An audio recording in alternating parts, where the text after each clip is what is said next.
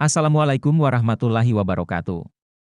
Selamat datang kembali di Asrulacu Channel. Video kali ini saya akan memberikan dakwah dari Ustadz Khalid Basalamah agar senantiasa kita menjadi manusia yang lebih baik dari saat ini. Amin ya rabbal alamin. أعوذ بالله من الشيطان الرجيم بسم الله الرحمن الرحيم.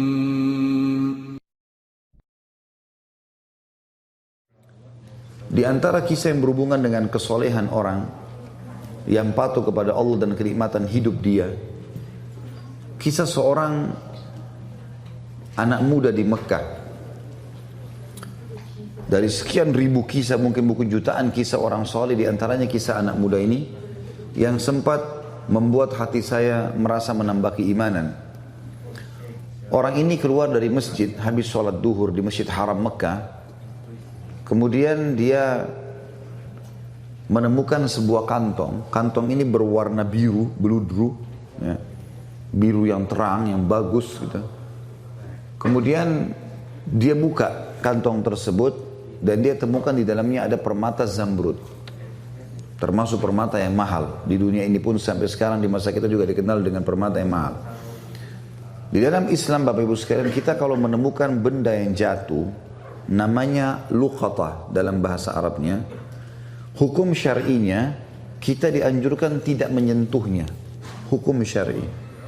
Bapak Ibu temukan HP, temukan duit, temukan dompet, gak usah diganggu, biarin di tempatnya. Hukum syar'inya begitu. Karena bisa saja pada saat kita ambil, mungkin orangnya datang 5 menit kemudian. Tapi kalau Bapak Ibu memang mau mengambilnya dan mau mengiklan, kalau mau mengambilnya syaratnya harus dia mengiklankan selama setahun. Kalau sudah setahun diiklankan tidak ada yang punya, bisa jadi haknya dia. Hukum begitu, hukum luqatah. Tapi anak muda ini melihat di depan Masjid Haram ada kantong terjatuh, diambil sama dia, lalu dia naik ke atas sebuah batu, dia iklankan. Dia mengatakan, wahai penduduk Mekah, dengarlah, saya menemukan kantong ini, ya, dan siapa yang merasa memilikinya silahkan datang ke saya. Lalu diangkat sama dia tinggi-tinggi. Rupanya nggak ada yang mengaku. Dia teriak yang kedua kali, dia teriak yang ketiga kali, dia teriak yang ke-10 kali. Terus saja dia teriak, wahai muslimin, penduduk Mekah, ada nggak yang kehilangan kantong? Ini saya temukan. Nggak ada yang nyaut. Akhirnya dia bilang, karena di situ juga ada banyak pedagang-pedagang, maka dia bilang, wahai penduduk Mekah, kalau seandainya ada yang merasa barang ini milik dia, kalian sudah tahu rumah saya. Kebetulan orang-orang Mekah tahu rumah dia, karena dia penduduk Mekah. Maka tunjukkan rumah saya. Dengan hikmah Allah, baru saja anak muda ini pulang ke rumahnya, ada satu orang tua lewat di situ, sudah berjenggot putih, naik ke batu yang sama, cukup tinggi, lalu dia teriak, wahai penduduk Mekah, apakah ada di antara kalian yang melihat kantong saya yang jatuh? Sekali dia bicara, orang masih belum terlalu dengar, karena waktu itu tidak ada pengeras suara kayak kita sekarang. 2 kali, 3 kali, ada satu pengusaha di situ, ada pedagang yang datang mengatakan, wahai kakek tua, tadi sebelum anda naik ke atas batu ini, ada orang yang, anak muda yang menemukan kantong, mungkin itu yang anda cari. Rumahnya di sana, ditunjukin. Ringkas cerita, kakek ini pun pergi ke sana, dan kakek ini waktu mengiklankan, siapa yang menemukan kantong saya akan kasih sekian dinar. Ya. Kalau tidak salah itu 50 atau sekian banyak dinar, ya. Jumlahnya cukup besar. Maka pada saat itu Bapak Ibu sekalian, dia pun datang, si kakek ini datang ke rumah si anak muda tadi. Setelah salam, dia datang ke sana, kemudian dia menawarkan menanyakan apakah memang kau temukan kantong. Dia bilang iya. Baik. Kemudian anak muda ini mulai menanyakan apa ciri-cirinya. Disebutkanlah cirinya semua seperti ini, seperti ini. Sebenarnya ini juga sifat orang muslim, ya, orang mukmin.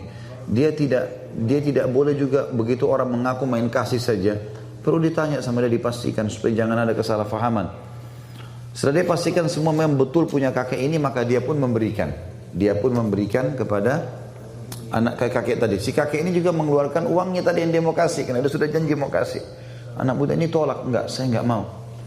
Saya tidak pernah mengembalikan dengan niat dibayar. Lalu orang tua itu mengatakan, tapi saya sudah niat. Dia bilang enggak bisa.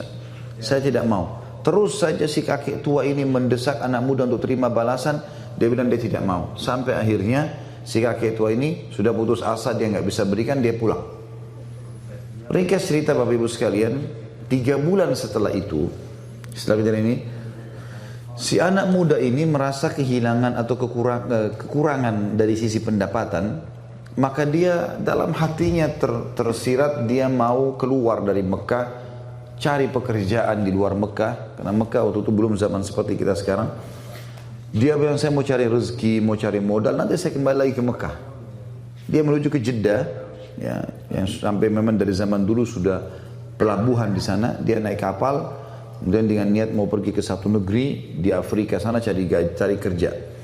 Di tengah lautan, subhanallah, kapalnya dihantam oleh ombak, hancurlah kapal itu. Hancurlah kapal itu. Waktu kapal itu hancur, Bapak Ibu sekalian, anak muda ini berhasil selamat.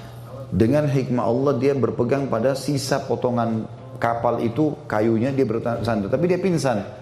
Dia sadar waktu sudah ada di tepi lautan. Waktu dia tiba di tepi lautan, dia kaget. Ini sudah menjelang subuh waktu itu. Malam menjelang subuh. Dia kaget, dia bangun, dia coba lihat pesisir pantai tersebut. Dia lihat bangunan terdekat ada satu masjid. Tapi tua. Masjid ini sudah tua. Penuh dengan lawak-lawak gitu. Sudah kayak masjid tidak diurus. Dia lihat, ya, sarang laba-laba.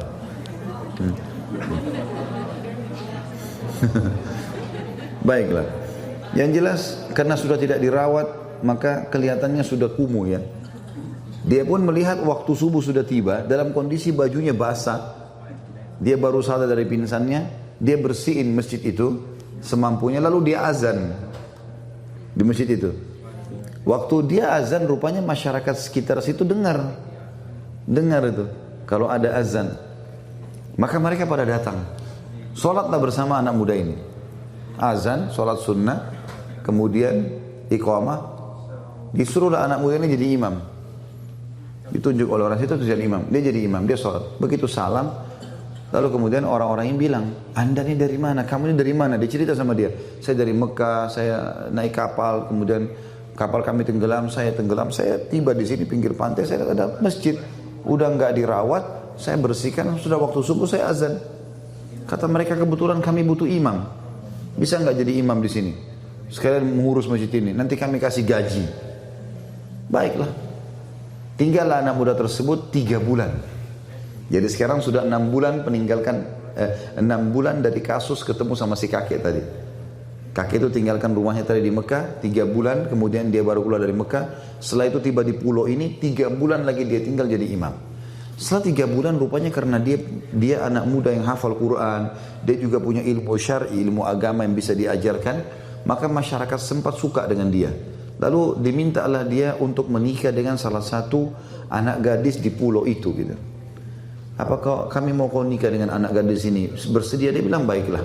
Dia mau menikah karena memang dia masih bujang belum menikah. Kemudian pada saat itu Bapak Ibu sekalian didatangkanlah wanita, seorang anak gadis pakai cadar, tapi di bagian lehernya wanita itu ada kalung, dan kalung itu diikat, ada permatanya itu batu zamrud warna biru. Maka si anak muda ini waktu perempuan tadi datang di depannya, buka cadarnya, matanya tertuju ke batu itu. Orang-orang di sekitar itu bilang, hai anak muda, kau zalimi perempuan ini. Kami datangkan untuk kau lihat wajahnya. Sunnah Nabi SAW kalau mau menikah, melihat wajah wanita dan telapak tangannya. Tapi kenapa kau lihat perhiasannya? Gitu kan. Maka kata anak muda ini, saya punya kisah dengan perhiasan ini, batu ini. Saya sangat yakin batu ini yang saya temukan 6 bulan lalu di Mekah. Dan kisahnya saya temukan, saya iklankan, terus datang seorang kakek tua yang mengaku. Begitu dia bilang kakek tua, tiba-tiba ya, orang-orang di masjid itu mengatakan Allahu Akbar, bertakbir semua. Kata anak muda ini, kenapa kalian bertakbir? Kata mereka, apa kau tahu siapa kakek tua yang kau temuin itu? Dan kisah yang kau sampaikan tentang batu permata, betul permatanya ini dia. Kata anak muda ini, tidak, saya tidak tahu. Kata mereka, itu adalah ayahnya anak perempuan ini. Ayahnya anak perempuan ini. Semenjak dia pulang ke pulau ini 3 bulan lalu, gitu kan, 6 bulan lalu dia pulang ke pulau ini, dia bilang dia selalu cerita tentang kamu, dan dia meninggal sekitar 3 bulan, beberapa hari setelah dia pulang. Dan itulah sebabnya kenapa masjid ini tidak diurus, karena dia dulu imam di sini, nggak ada yang bisa gantiin. Dan dia sebelum meninggal berdoa, dan kami dengar dia berkata, ya Allah, jadikanlah anak muda di Mekah itu jodoh anak saya. Itu kisah nyata. Kata anak muda ini, subhanallah, saya menikah dengan istri saya ini, maka permata itu yang tadinya dia kembalikan karena Allah, nggak mau terima balasan, gitu kan?